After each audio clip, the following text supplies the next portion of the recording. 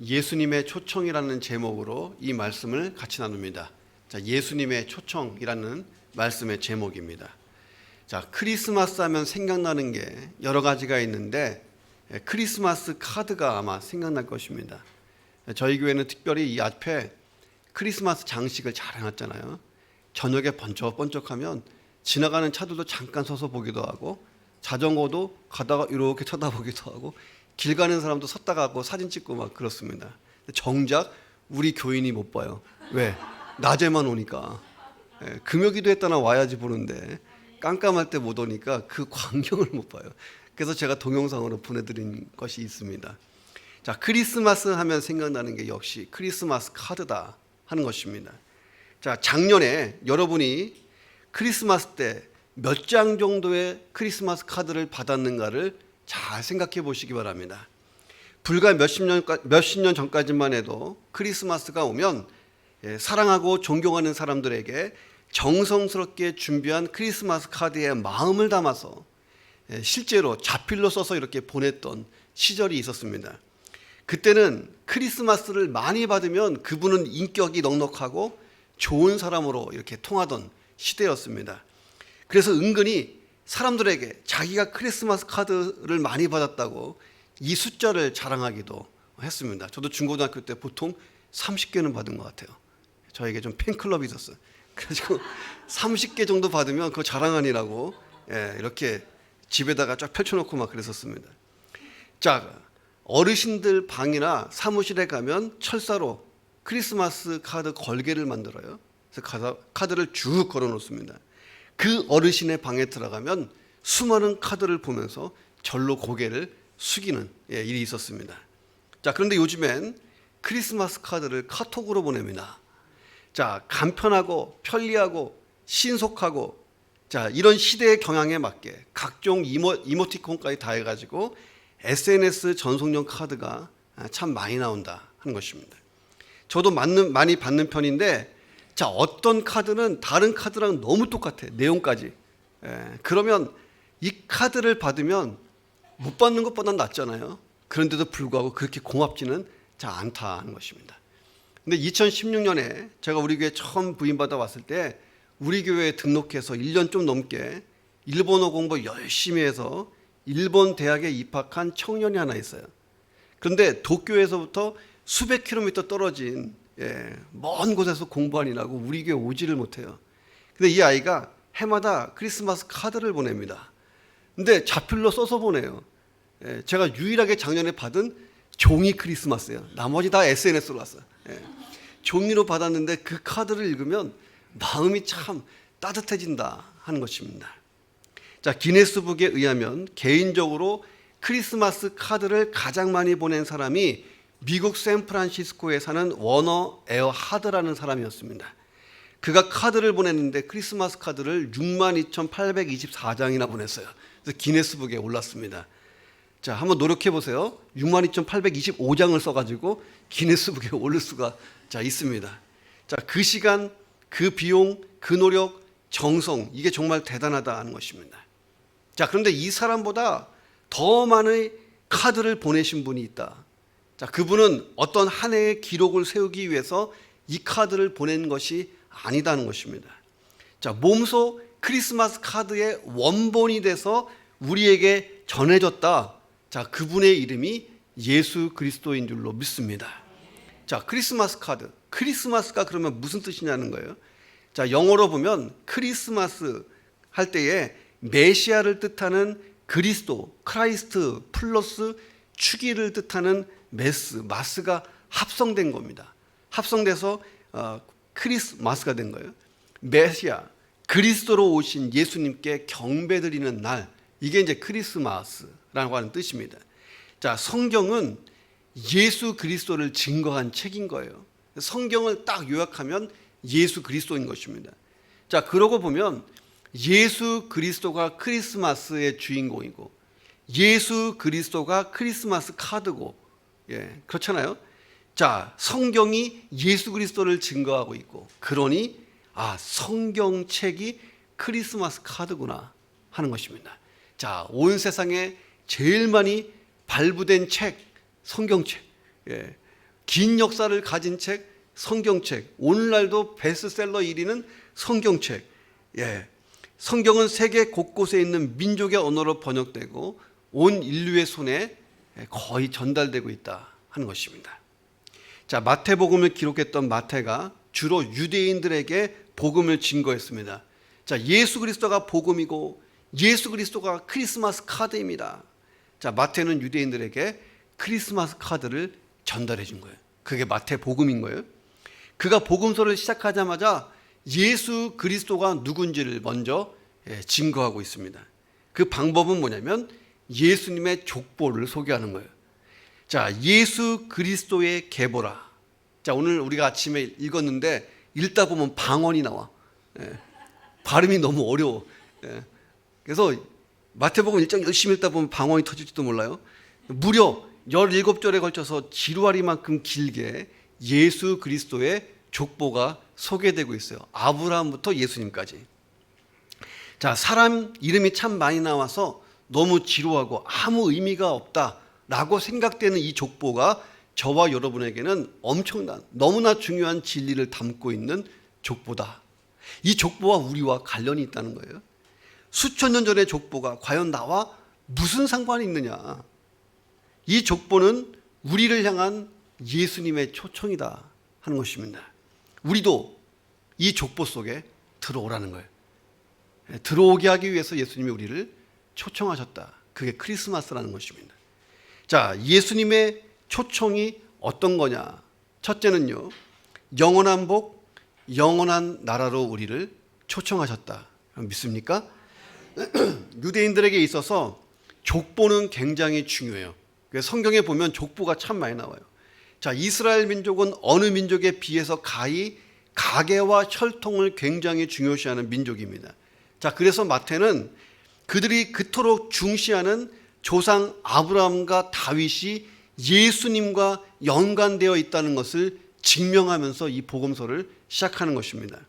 마태는 이스라엘 역사에 전환기적인 사건이 일어나고 어떤 중요한 인물이 나타난 것을 중심으로 족보를 3개로 나눴어요. 자, 1기는 아브라함부터 다윗 시대까지 14명의 사람이 쫙 나옵니다. 2기는 다윗부터 바벨론까지 또 14명의 사람이 나오고, 3기는 바벨론 포로 이후로부터 예수님까지 또 14명이 이렇게 나옵니다. 구약이 증거하는 메시아, 하나님이 보내시는 그리스도, 구세주가 올 때는 혈통적으로 올 때에 아브라함과 다윗의 자손으로 온다. 이렇게 구약 성경이 증거하고 있습니다. 그러니까 마태는 족보를 쫙 제시하면서 봐라, 예수님이 아브라함과 다윗의 후손으로 오셨다. 그러니 예수님이 구약에 예언된 바로 그 메시아다 하는 것을 증명하면서 이 복음서를 시작한 것입니다. 자, 그런데 이 족보가 보여주는 게 단순히 육적인 혈통 이야기가 아니라는 거예요. 육적인 혈통 이야기면 우리랑 무슨 관계가 있겠어요? 이게 혈통 이야기로 끝난 게 아니라는 것입니다. 자, 구약과 신약으로 이루어진 이 성경은 예수님을 중심으로 나뉘는 거예요. 자, 아브라함부터 시작해서 예수님으로 끝났잖아요. 예수님 이후에 어마어마한 사람이 이 족보 속에 들어오는 겁니다. 그 족보 속에 저와 여러분도 들어간 줄로 믿습니다. 자, 구약은 예수님에 대한 예언이고 신약은 그 예언이 성취된 것을 나타낸 것입니다. 구약은 오실 메시아, 그리스도에 대한 소망과 믿음이 구약이라면 신약은 오신 메시아, 예수 그리스도에 의한 구원과 축복을 증거한 책이 신약인 거예요. 이 둘을 이어놓은 것이 자, 예수님이에요. 자, 그러니 마태가 예수님은 구약에서 예언했던 그 메시아다 하고 예수님부터 새로운 세상을 쫙 펼치는데 그게 신약 성경인 거예요. 그래서 족보가 그래서 중요했던 거예요. 자, 우리는 예수님의 이 족보를 육적인 관점을 넘어서 영적인 관점으로 볼 필요가 있다는 것입니다. 1절에 보니까 아브라함과 다윗의 자손 예수 그리스도의 계보라. 자, 예수님의 족보에 아브라함이 먼저 나온 이야기가 뭐냐? 이유가, 자, 아브라함의 생애를 딱 요약하면요, 한 단어로 딱 정리돼요. 복. 그렇잖아요. 하나님이 아브라함을 만나자마자 내가 너한테 복을 주겠다. 너는 복의 근원이 되라. 이렇게 얘기하잖아요. 자, 다윗의 생애를 딱 요약하면 딱 한 단어로 또 요약이 돼. 나라. 나라예요. 영원한 왕국. 예. 자, 하나님께서 구속의 역사를 일으키기 위해서 선택한 사람이 아브라함이잖아요. 아브라함에게 이렇게 말씀하십니다. 내가 너로 큰 민족을 이루고 내게 복을 주어 내 이름을 창대케 하리니 너는 복이 될지라. 땅의 모든 족속이 너로 말미암아 복을 얻을 것이라. 자, 이 복을 얘기하셨습니다. 자, 그런데 이 약속이 아브라함 때는 100% 실현이 되지 않았습니다. 아브라함 이후에도 영원한 복을 누린 사람은 아무도 없어요. 자, 그런데 아브라함에게서 주어지고 이 복을 완성하신 분이 예수 그리스도이신 것입니다. 자, 하나님은 예수님이 아브라함의 혈통을 따라 오시게 하심으로써 이 약속을 성취시킨 거예요. 자, 예수 그리스도는 온 세상에 복을 가져다 줄 참된 복의 근원이 되신 줄로 믿습니다. 자, 복의 근원은요, 하나님이세요. 복의 근원 강림하사 이렇게 찬양하잖아요. 하나님이 복 자체예요. 자, 그러면 하나님과 연결되면요, 복이 흘러 들어오는 거예요. 그 하나님과 우리 사이를 연결해 놓으신 분이 예수님. 예수님이 복의 근원이 되신 거예요. 자, 동서고금을 막론하고 세상 모든 사람들이 사모하는 게 뭐냐면 복이에요. 그래서 영국의 공리주의 철학자 벤담이 모든 법과 도덕의 최대 원리는 최대 다수의 최대 행복이라고 말했습니다. 저는 학교 다닐 때 사회 시간에 이 말이 도저히 무슨 말인지 이해가 안 갔어요. 최대 다수의 최대 행복이 뭐냐, 이해가 잘 안 갔어요. 자, 세계 각국의 헌법에는요, 행복 추구권이 있습니다. 자, 동양인들은 복이라고 쓴 종이를 집안 곳곳에 붙여놔요. 그 복이 들어오기를 굉장히 기다립니다. 또 복을 줄 대상을 찾아가서 절을 하고 예물을 바칩니다. 돈, 명예, 권력이 복을 제공할 것이라고 생각하고 일평생 돈 따라다니고 명예와 권력을 따라다니는 사람이 있어요. 자, 그런데 영원한 복은 그런 데서 오지 않았다는 것입니다. 자, 우리는 예수님을 통해서 영원한 복으로 초청된 줄로 믿습니다. 예수를 나의 그리스도로 믿은 사람이 영원한 복과 연결되는 거예요. 왜냐하면 성경에 보니까 영원하신 복의 근원은 하나님이세요. 하나님 안에 있는 복이 예수님을 통해서 우리에게 흘러왔다는 거예요. 이게 크리스마스 사건인 거예요. 자, 그래서 우리는 영생을 얻었고 온갖 좋은 것들을 선물로 받았다는 것입니다. 자, 그리고 우리는 이제 예수님을 통해서 복의 근원이 돼서 이 복을 사람들에게 흘려보내는 줄로 믿습니다. 자, 나를 통해서 또 다른 사람이 예수님과 연결돼서 이 복 안에 들어오도록 우리도 누군가를 초청하는 사건. 자, 이게 크리스마스인 거예요. 자, 한국에 가면 검룡소라고 있어요. 이 낯선 이름을 기억하는 사람은 거의 없습니다. 한국 사람 붙잡고 검룡소가 뭔지 아세요? 그럼 거의 몰라. 자, 이 검룡소는 강원도 태백시 창죽동 산 1-1에 위치한 한강의 발원지입니다. 거기서부터 물이 시작된 거예요. 총 514km, 1,500만 명에 달하는 사람들의 생명을 이어주는 생명줄, 소중한 생명의 근원이 검룡소다 하는 것입니다. 황지연. 자, 이 이름도 아는 사람 많이 없어요. 사람 이름인가? 이렇게 생각하기도 합니다. 자, 황지연은 강원도 태백시 황지동에 위치한 낙동강의 발원지다 하는 것입니다. 태백에서부터 부산까지 525km, 1,300만 사람들의 생명줄을 이어주는 또 다른 소중한 삶의 근원이다 하는 것입니다. 성경은 하나님은 우리가 검룡소와 황전 같은 복의 근원이 되기를 원하시는 줄로 믿습니다. 그래서 우리를 예수 안에서 영원한 복으로 초청하신 거예요. 자, 우리는 영생 복락을 누린다 그러잖아요. 영원히 하나님으로부터 오는 복을 누리는 사람인 줄로 믿습니다. 자, 예수님을 다윗의 자손으로 소개하고 있습니다. 당시 이스라엘 사람들은 다윗의 후손이라는 말을 메시아라는 말과 동의어로 사용했습니다. 그래서 성경에 보면 예수님을 만난 사람 중에 다윗의 자손 예수여 나를 불쌍히 여기소서, 이 얘기는 뭐냐면 예수 그리스도시요, 예수 메시아시요 라고 고백한 것과 똑같은 거예요. 자, 그렇다면 예수님이 다윗의 후손이다. 이게 무슨 의미가 있을까 하는 거예요. 왜 그들은 다윗의 후손으로 오시는 메시아를 그토록 갈망했는가 하는 것입니다. 자, 성경을 보니까 다윗은 가나안 땅에 대한 하나님의 약속을 다 성취한 사람이에요. 이스라엘을 팔레스타인 최대 국가로 만들었던 사람, 고대 근동의 절대 강자로 나라를 올려놓은 사람이 다윗입니다. 자, 다윗 시대에 이르러서 비로소 가나안 땅의 모든 이방 족속이 다 정복당했어요. 아브라함에게 주신 하나님의 약속, 땅이 다 성취된 거예요. 자, 그런데 이스라엘은 다윗이 이룬 영광을 지키지 못하고 멸망당해 버립니다. 그리고 그들의 소망을 이루어줄 새로운 왕을 기다리기 시작했던 거예요. 다윗 왕과 같은 또 다른 왕을 기다렸어요. 자, 하나님께서는 다윗의 후손 가운데 메시아를 보내서 그들에게 참된 평화와 안식을 주겠다고 약속하셨습니다. 자, 예수님이 다윗의 후손으로 오시면서 이제 영적인 나라, 영원한 나라, 하나님 나라, 천국을 이 땅에 임하게 하신 줄로 믿습니다.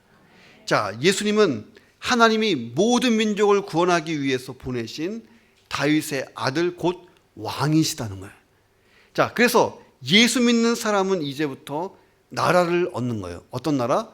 천국이 우리 것이 된 줄로 믿습니다. 크리스마스 사건은 예수님이 이 땅에 오셔서 우리를 초청하시는 거예요. 영원한 복, 영원한 나라, 천국으로 초청하시는 것입니다. 자, 유명한 어거스틴의 책 가운데에 신의 도성이라는 책이 있습니다. 불후의 명작인데 읽어보면 굉장히 어려운 책이에요. 자, 그가 이 책을 쓰게 된 동기에 대해서 다음과 같이 말합니다. 신성 로마 제국은 당시에 절대로 멸망하지 않을 나라라고 믿었습니다. 자, 오늘날 미국이 멸망할 겁니다. 뭐 그럴 수도 있지만은 잘 믿어지지가 않아요. 그런 나라가 멸망한다는 게. 그 당시 신성 로마 제국은 전 세계에 곧 그냥 최대 강국이었습니다. 자, 그런데 어느 날 도끼를 휘두르면서 벌거벗은 채로 막 달려오는 야만인 고트족에 의해서 로마가 함락되는 겁니다. 함락. 아우성과 화염 속에서 거대한 신성 로마 제국 로마성이 막 무너져 내리는데 그 앞에서 어거스틴이 굉장한 고민을 합니다. 어찌해서 하나님을 섬기는 이 나라가 무너지고 저 야만인들이 여기를 점령하는가? 그러면서 어거스틴이 유명한 역사관을 내어놓게 돼요. 사람이 세운 이 세상의 나라는 언젠가는 무너지는구나. 그러나 무너지면서 동시에 우리는 하나님 나라가 도래하는 것을 볼 것이다. 아주 막 유명한 말을 남겼습니다. 무너지는 로마 속에서 하나님 나라를 바라보고 천국이 건설되어 가는 것을 영적으로 볼 수 있었다는 것입니다. 자, 진정한 하나님 나라는 역사 속에 어떤 국가가 아니고 복음이 전파되는 곳, 그곳이 하나님 나라인 줄로 믿습니다. 자, 천국, 하나님 나라는요, 하나님이 다스리는 곳이에요. 그러니 내 마음을 하나님이 다스리시면 내 마음이 천국인 거예요. 자, 우리 교회를 하나님이 다스리시면 동경복음교회가 천국인 거예요. 자, 그런데 우리는 진짜 천국에 들어갈 것입니다. 우리를 위해 예비된 영원한 나라 천국에 들어가게 될 것을 믿습니다. 자, 성탄절을 기다리면서 우리는요, 이 족보 속에서 두 가지를 기억하는 거예요. 하나님, 나를 영원한 복으로 초청해 주셔서 감사합니다. 하나님, 나를 영원한 나라 천국으로 불러주셔서 감사합니다. 예수님 족보 속에는 그 두 가지 의미가 있는 것입니다. 내 인생이 영원한 복, 복의 근원이신 하나님과 연결되어 있다. 이게 얼마나 행복한가. 근데 잘 못 느껴요. 여러분의 얼굴을 보면 안 행복해 보여요. 자, 그런데 우리가 진짜 천국문 열고 딱 들어가는 순간요, 감동의 눈물 흘릴 거예요. 이거였어. 그러면서 하나님이 예비하신 집이 이거였어. 막 난리가 날 것 같습니다. 나의 영원한 집이 영원한 하나님 나라 천국이다. 요즘에 한국이 아파트값 올라가는 것 때문에 얼마나 싸움질을 많이 하는지 몰라요. 뭐 대통령이 뭐 좀만 뭐 어떻게 하면 막 사방에서 막 물어뜯고 이 집 문제야. 별것도 아닌 집인데 알고 보면 우리는 영원한 나라 천국이 나의 집이니 크리스마스가 다가올 때마다 행복한 줄로 믿습니다. 자, 예수 그리스도를 통해서 시작된 이 영원한 복, 영원한 나라, 나뿐만 아니라 내 가족, 이웃, 많은 사람들이 들어갈 수 있도록 12월에는 사람을 예수에게로 인도하는 그 크리스마스의 축복을 나누어주는 은혜가 있기를 주의 이름으로 축원합니다. 자, 예수님의 초청은 어떤 것이었나? 두 번째는요, 은혜의 선택, 차별이 없는 구원으로 우리를 부르셨다는 거예요. 은혜롭게 선택해 주시고 차별이 없이 구원하셨다. 자, 성경을 조금 아는 사람이라면 예수님의 족보를 읽다가 충격적인 사실을 발견할 수밖에 없어요. 자, 2절에 보면 야곱과 유다가 등장합니다. 이게 참 독특해요. 자, 이스라엘 사회에서는 장자가 아버지를 계승하는 거예요. 가장이 되는 것입니다. 자, 가장의 전속권이었던 축복권도 장자가 가져가는 거예요. 자, 상속을 받을 때 여타의 형제들보다 2배를 받습니다. 장자는. 이삭에게 두 아들이 있었죠. 에서와 야곱이 있었습니다. 에서가 장자잖아요. 그러면 원래는 이삭은 에서를 낳고 이렇게 돼야 되는데 성경에 보니까 이삭은 야곱을 낳고 이렇게 돼 있어요. 장자가 아닌 차자가 지금 이 축복을 얻어갔단 말이죠. 하나님이 에서가 아니라 야곱을 선택해서 장자가 되게 하셨다는 거예요. 에서는 잠시 역사에 나타났다가 영원히 사라져 버렸습니다. 자, 그런데 야곱은 예수님의 족보가 돼서 성경에 다시 나오잖아요. 이 기준이 뭐냐는 거예요. 기준. 여러 가지 기준이 있을 수 있지만 성경은 은혜의 선택이다. 그건 야곱에게 주어진 은혜다. 이렇게 쓰고 있습니다. 하나님이 하나님의 은혜로 그냥 야곱을 선택하셨다는 거예요. 자, 더 나아가서 야곱의 아들이 12명이 있어요. 12명 중에 장자가 누구냐면 누벤입니다. 누벤이 장자예요. 그러니 야곱은 누벤과 그 형제들을 낳았다. 이렇게 돼야 되는데 누벤 대신에 누가 나오냐면 유다가 나옵니다. 유다가 장자가 됐어요. 자, 이에 대해서도 성경은 뭐라고 그러냐면 그것은 하나님의 은혜의 선택이다. 자, 하나님의 은혜로 유다가 선택됐다는 거예요. 자, 이 성경의 사건이 우리에게 무엇을 증거하고 있는가? 여러분과 지금 저 길거리에 다니는 저 사람과 차이점이 뭐냐는 거예요. 우리는 하나님의 은혜로운 선택을 받은 줄로 믿습니다. 그럼 저 지나가는 저분이 우리보다 모자라냐? 꼭 그렇지도 않다는 거예요. 그러면 기준이 뭐냐? 그냥 하나님이 우리를 은혜로 선택하신 줄로 믿습니다. 자, 그러니 자랑할 게 없는 거예요. 그냥 감사하는 거예요.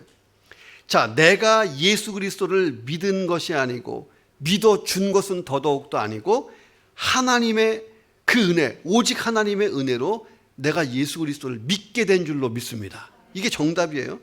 하나님이 우리를 구원으로 부르셨다. 이유가 뭐냐? 기준이 뭐냐? 없다는 거예요. 그냥 하나님의 은혜라는 것입니다. 자, 그래서 사도 바울이 에베소서 2장 8절에서 이렇게 기록했습니다. 같이 읽어봅니다. 너희는 시작. 너희는 그 은혜에 의하여 믿음으로 말미암아 구원을 받았으니 이것은 너희에게서 난 것이 아니요 하나님의 선물이라. 선물이라는 거예요. 그냥 하나님이 우리를 지명해서 불렀다는 것입니다. 자, 사도 바울이 그리스도인들을 핍박했어요. 처음에 예수 믿기 전에. 자, 그리고 다메섹까지 그리스도인들을 잡으러 갔습니다. 자, 그러다가 예수님을 만나잖아요. 예수 그리스도를 만났어요. 바울은 그것이 나와 예수 그리스도 하나님과의 만남의 시작이라고 생각했습니다. 그런데 사도 바울이 세월이 흐르고 신앙이 깊어지자 하나님이 나를 선택하신 이 은혜는 다메섹이 아니고 어머니 뱃속에 있을 때부터 나를 선택했다는 사실을 나중에 깨닫고 감사를 드립니다. 그런데 사도 바울이 시간이 더 지나서 천국을 경험하고 삼층천을 갔다 오고 은혜를 많이 경험하고 난 다음에 영원한 세계에 대한 눈을 확 열렸어요. 그 눈이 열리니까 자, 영원한 미래에 대한 전망도 보이고 영원 전의 세계에 대해서도 영적인 분별력이 생겼어요. 자, 그때부터 하나님이 나를 선택하신 그 은혜, 나를 사도로 세워주신 은혜는 만세 전부터 시작된 것이다. 자, 이것을 깨달았던 거예요.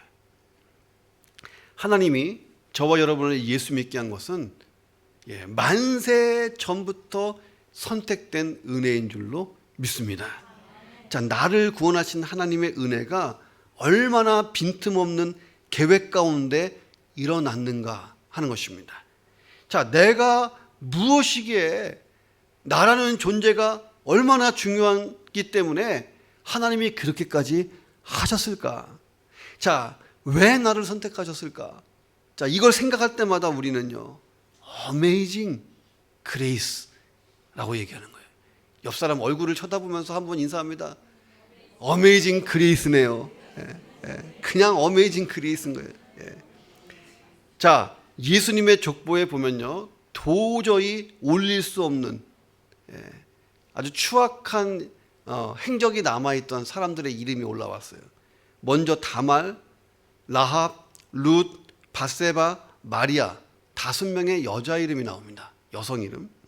제가 여인의 이름을 폄하하는 것이 아니고 당시 이스라엘 사회는요, 가부장적인 사회였어요. 족보에는 여자들의 이름이 기록되지 않는 시대입니다. 자, 당시 여자들은요, 아버지의 소유물이었어요.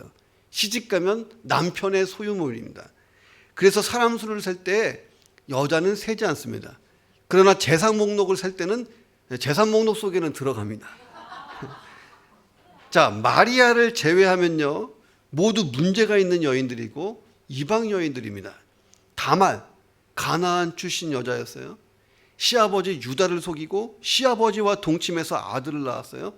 근친상간의 죄를 저질렀던 여인입니다. 라합, 가나안 여리고 출신이고 직업이 그 당시에 가장 천대받던 기생이었습니다. 룻도 모압 여인이었고 가부였습니다. 밧세바는 유대인이었어요. 이방 출신 여인은 아니지만 이방 남자와 결혼해요. 헷 족속 우리아와 결혼합니다. 자, 여기서 끝나는 것이 아니고 이 밧세바가 다윗과 더불어서 간음죄를 지었습니다. 자, 마태복음의 저자 마태는요, 그 많은 여인 중에 이 5명을 올린 거예요. 자, 사라 얼마나 현숙한 여인입니까? 리브가 얼마나 참 이름도 이뻐요. 정상적이고 현숙한 여인들의 이름은 다 생략하고 그렇지 못한 여인들 이름만 굳이 예수님 족보에 넣은 이유가 뭐냐는 거예요. 왜 그랬을까? 도대체 이유가 뭘까? 자, 예수 그리스도를 통해서 주시는 하나님의 은혜는 차별이 없다 하는 것이에요. 마태가 보여주고자 한 것은 그것입니다. 인종, 성별, 신분 이런 인위적인 장벽을 뛰어넘는 구원의 은혜가 모두에게 주어지고 있다 하는 것입니다. 자, 더 심각한 것은요, 10절에 므낫세가 나와요. 므낫세는 이스라엘 역대 왕 중에 가장 극악한 죄를 저질렀던 왕입니다. 이방족 속의 우상을 섬겨요. 하나님의 성전에다가 신주단지 우상을 막 갖다 놓고 같이 섬겼어요. 신접한 자를 불러들이고 박수를 불러서 점쳤습니다. 사람을 불 가운데 지나가게 하고 온갖 가증한 죄를 다 저질렀던 왕이 므낫세예요. 심지어 성전에서 이방신의 제단을 쌓고 하나님의 영광을 정면에서 짓밟은 사람이 므낫세입니다. 자, 그래서 예레미야 15장 4절에 보니까 하나님이 말씀하세요. 유다 왕 히스기야의 아들 므낫세가 예루살렘에 행한 것으로 말미암아 내가 그들을 세계 여러 민족 가운데 흩어버릴 것이다. 므낫세 때문에 심판하시겠다는 거예요. 자, 전승에 의하면 하나님이 쓰시는 위대한 선지자 이사야가 므낫세 왕 때문에 톱에 몸이 잘리는 순교를 당했다라고 하는 전승이 남아 있습니다. 자, 근데 어떻게 이런 추악한 사람이 예수님의 족보에 올라왔냐는 거예요. 자, 성경을 더 읽어보면 그 최악의 므낫세가 하나님의 은혜를 입었어요. 자, 아수르 군대가 유다에 쳐들어와서 므낫세를 붙들어 갔습니다. 바벨론까지 끌고 갔어요. 그 바벨론에서 죽지 않고 므낫세가 살아 돌아온 거예요. 자, 그리고 이 므낫세가 회개하고 하나님을 경외하다가 인생을 마칩니다. 그러니까 이 므낫세의 인생이 보여주는 게 뭐냐면 가장 추악한 죄인도 하나님의 은혜의 구원에는 차별받지 않는 줄로 믿습니다. 자, 우리는 예수님이 십자가 지실 때 한쪽에 있던 그 강도 있잖아요. 이 사람이 구원받은 사건도 기억합니다. 자, 우리는 어떠냐는 거예요. 자, 저와 여러분도 죄인인데 하나님의 차별 없는 은혜의 구원을 받은 줄로 믿습니다. 자, 우리의 상태, 우리의 행위로 구원을 얻는다면 하나님의 기준을 통과할 사람이 몇 명이나 되겠냐는 거예요. 자, 그러면 어메이징 그리스를 경험한 저와 여러분이 해야 될 일이 뭐냐? 자, 차별이 없는 구원을 받은 저와 여러분이 해야 할 일이 뭐냐는 거예요. 자, 이 구원의 은혜를 더 많은 사람이 누릴 수 있도록 복음을 증거하는 것인 줄로 믿습니다. 자, 마태는 예수님의 족보를 사용해서 마태 복음서를 기록하면서 유대인들을 전도한 거예요. 자, 우리도 크리스마스가 있는 12월을 예수 그리스도를 증거해 주는 달로 삼아야 할 줄로 믿습니다. 모여서 식사하고 송년 식사하고 막년회 하지 말고 복음 전하라는 거예요. 복음. 예수 그리스도. 은혜의 선택, 차별 없이 주시는 그 구원. 자, 하나님을 찬양하고 우리가 어떤 상황에서도 시련을 이기고 또 우리에게 주신 사명을 잘 감당하는 12월이 되기를 주님의 이름으로 축원합니다. 자, 마지막으로 예수님의 초점은 어떤 것인가? 자, 세 번째는 영원한 구원으로 우리를 초청하셨다는 거예요. 우리의 구원이 영원하다. 자, 하나님께서요, 아담을 창조하셨잖아요. 아담은 모든 피조물의 대표였습니다. 자, 그래서 아담이 선악과를 먹고 범죄했을 때 죄인이 되고 멸망을 세상에 가져온 거예요. 이 세상은 반드시 멸망하게 되어 있습니다. 예수님 다시 오실 때. 자, 그래서 하나님이 온 인류와 피조물을 다 구원하기 위해서 두 번째 아담, 제2의 아담을 보내신 거예요. 성경을 보면 또 다른 아담, 둘째 아담은 예수님이다. 이렇게 증거하고 있습니다. 자, 예수님이 죄인을 구원하여 영생을 주시러 오셨다는 거예요. 자, 재미있는 것은 예수님의 족보가 있고 창세기 5장에 가면 아담의 족보가 있어요. 여러분이 그 두 개를 기억나시는지는 모르지만 창세기 5장에 있는 아담의 족보에서 가장 많이 나오는 단어가 뭐냐? 죽었더라. 누가 누구를 낳고 몇 살에 죽었다. 누가 누구를 낳고 몇 살에 죽었다. 무드셀라는 969세에 죽었다. 성경 퀴즈에 제일 많이 나오잖아요. 누가 죽었다. 자, 예수님 족보에 제일 많이 나오는 단어가 뭐예요? 나았다. 자, 첫 번째 아담은 인류에게 죽음을 가져다 줬는데 두 번째 아담이신 예수님은 생명을 가지고 오신 줄로 믿습니다. 아담은 실패하고 범죄에서 인류에게 죽음의 형벌을 가지고 왔다는 거예요. 자, 그런데 예수님은 시험을 이기고 인류의 죄를 십자가에서 대신 담당하고 예수를 그리스도로 믿는 모든 사람들에게 영원한 생명을 주신 줄로 믿습니다. 예수님 다시 오시는 그날까지 죽음의 형벌을 벗어나지 못하는 사람들을 지금도 예수님은 초청하고 계신 줄로 믿습니다. 자, 예수님의 족보를 보면 인간의 범죄와 연약함으로 이 족보가 단절될 위기가 수없이 있었어요. 자, 아브라함, 이삭, 야곱으로 이어질 때에 족장들의 범죄와 연약함이 이 구속 역사를 위기 속으로 몰아간 적이 있습니다. 그때도 하나님이 역사하셨어요. 출애굽 시대 때 이스라엘이 애굽 병사의 추격을 받아 홍해에서 몰살당할 뻔했습니다. 자, 그런데 하나님이 그때도 구원하신 거예요. 광야 시대 때에 이스라엘이 끊임없이 범죄해서 구속 역사가 끝날 뻔했습니다. 그때도 하나님이 그들을 구원하십니다. 사사 시대 때 이스라엘이 끊임없이 불신앙을 저질러서 불신앙, 심판, 회개, 구원, 또다시 불신앙, 심판, 회개, 구원 12번 반복. 그때마다 하나님이 또 구원하셨어요. 자, 왕정 시대에 와보면 이스라엘이 우상 숭배하고 죄악을 저지르고 불신앙을 저지르고 선민 이스라엘이 파멸될 위기가 계속 초래됩니다. 결국 북이스라엘도 망하고 남유다도 망해버렸어요. 자, 근데 포로 시대 때 이스라엘은 더 이상 희망이 없고 소망이 없어 보였는데 하나님이 다시 회복시키잖아요. 스룹바벨, 느헤미야, 또 에스라를 통해서 그들이 시온 땅 예루살렘으로 돌아오게 하십니다. 가장 하이라이트가 어디냐면 말라기 선지자가 사역하신 다음에 예수님이 오실 때까지 400년이 걸려요. 자, 이것을 신구약의 중간 시대 400년이라고 합니다. 자, 이때 무슨 일이 일어났는지 성경에 아무것도 안 적혀 있어요. 자, 근데 13절부터 15절에 보면 9명이 등장해요. 9명. 스룹바벨, 아비훗, 엘리야김, 아소르, 사독, 아킴, 엘리웃, 엘르아살, 맏단, 야곱. 이렇게 9명이 지나갑니다. 그 야곱의 이제 아들이 요셉이 되고 요셉을 통해서 예수 그리스도가 오십니다. 자, 이 신구약 중간 시대에 존재했던 인물 9명이 나옵니다. 자, 하나님의 계시가 구약의 말라기 선지자로 끝나요. 그래서 구약은 끝납니다. 400년간의 침묵이 있었어요. 이 기간 동안에 이스라엘 땅에는 폭군이 일어났어요. 폭군. 유대인들을 핍박하고 다 죽이는 이방의 왕들이 핍박이 일어났습니다. 이 시대에 혼란을 틈타서 각종 불법이 성행하고 가짜 묵시가 돌아다니던 그런 시대입니다.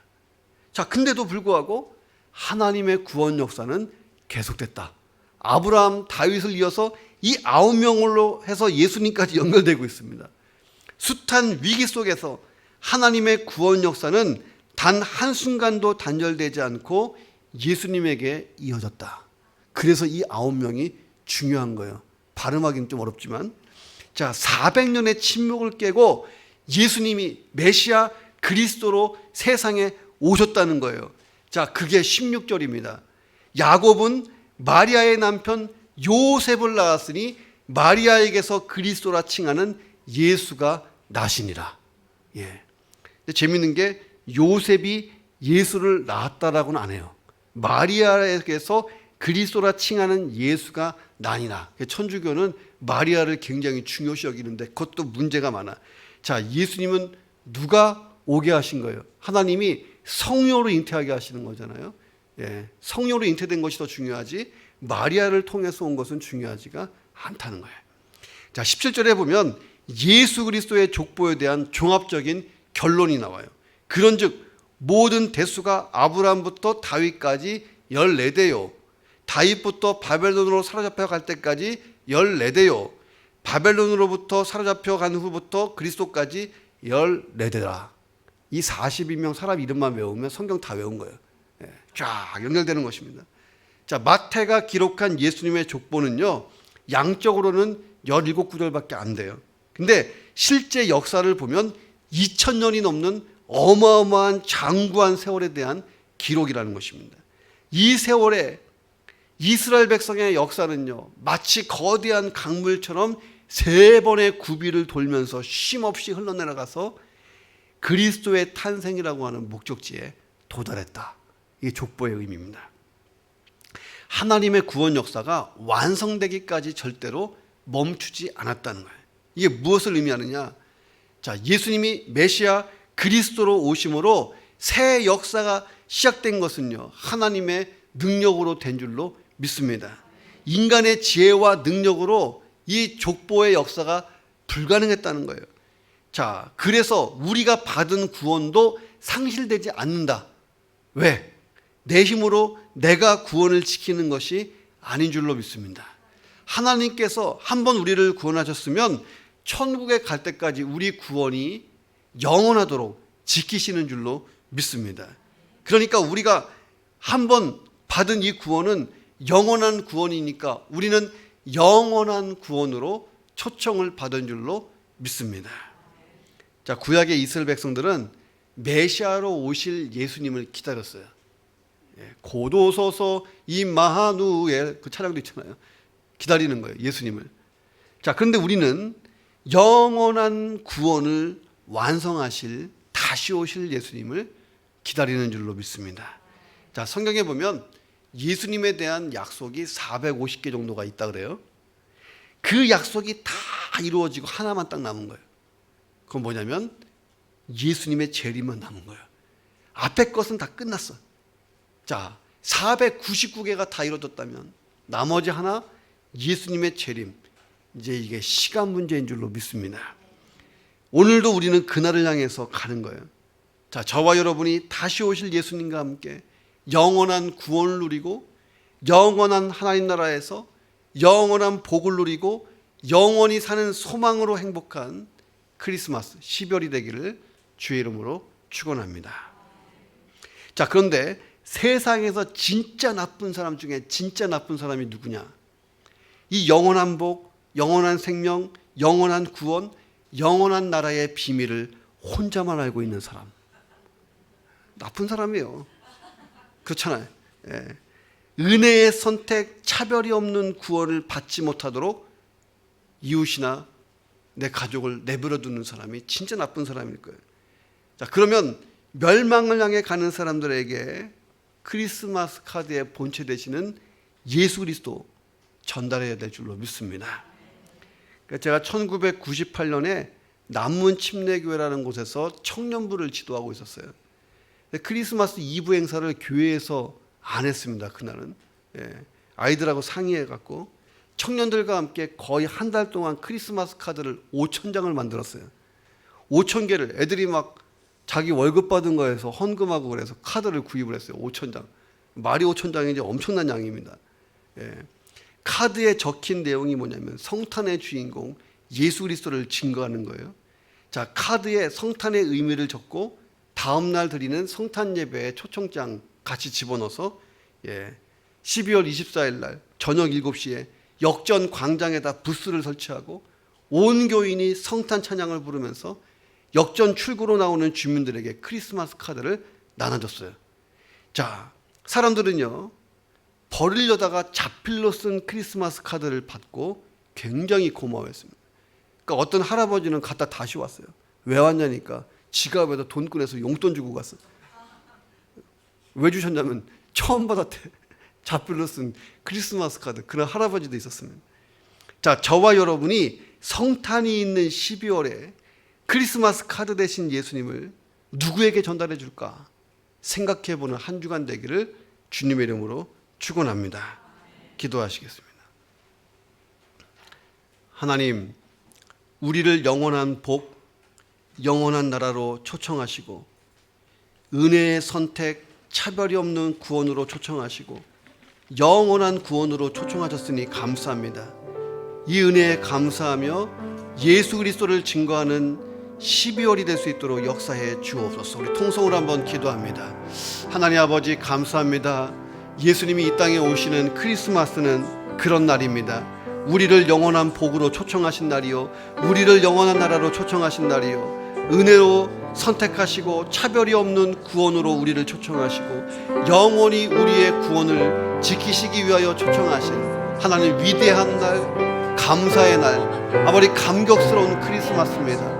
아버지, 우리가 예수가 그리스도이심을, 예수가 크리스마스 카드의 본체이심을 이웃들에게 전하는 아버지 하나님 메신저가 될 수 있도록 인도해 주옵소서. 아버지 하나님, 내가 받은 복, 내가 받은 천국의 축복, 선택, 구원, 영원한 구원, 하나님 내 가족과 이웃들에게 꼭 전달하여서 하나님 이 크리스마스가 그들에게도 의미 있는 크리스마스가 되도록 역사해 주시옵소서. 오 주님 채우시고 함께해 주옵소서. 우리 함께 찬양 드리실 때에 주 안에